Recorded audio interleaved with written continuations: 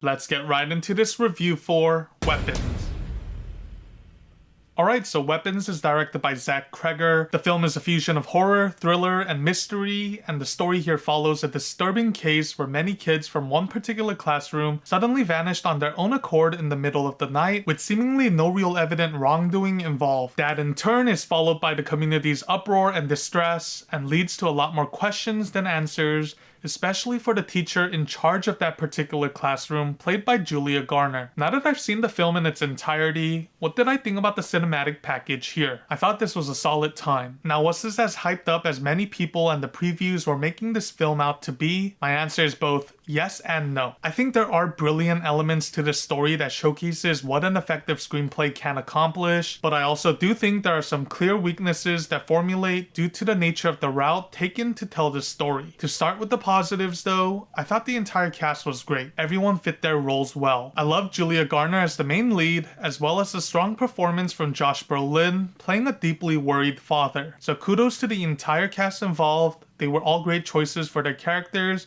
and for the sake of telling this screenplay. Another positive to the cinematic experience was undoubtedly the first half of this narrative. Answers and layers to this ominous story get slowly chipped away at a purposeful speed, all the while keeping the audiences intrigued and maintaining a steady buildup of dread. And how the film is able to do this slow and steady buildup so well is by focusing on a pivotal period of time and showcasing this important moment through the lenses of the different major characters involved. Each time you witness another person's perspective, the more answers and layers to this mystery that start to get unraveled. And I will say I thoroughly enjoyed the initial several perspectives that occurred during the first half of this film. The anticipation, the build-up, and not knowing what to expect was well done. Again, this is a prime example of what a well-written screenplay can accomplish. Unfortunately though, by the latter half of the film, I found the story direction to be too predictable for its own good. Without getting into the spoiler territory, I think this rollercoaster of a journey simmers down somewhat fast by the middle point of Act 2. It's not per se the story becomes outright bad by the second half, but more so there just aren't any more layers to unravel or discover from all of the mysterious buildup that initially occurred. Everything important is sort of on the table at that point,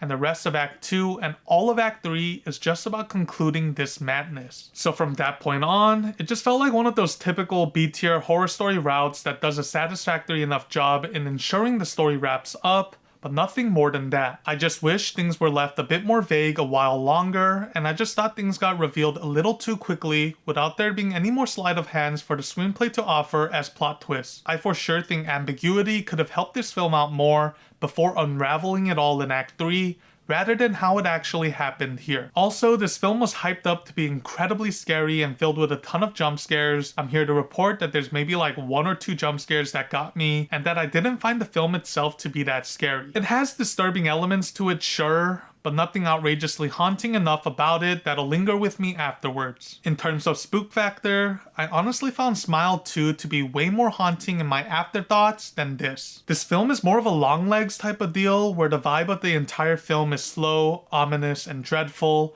rather than outright horrifying. So my final score for Weapons is 8 out of 10.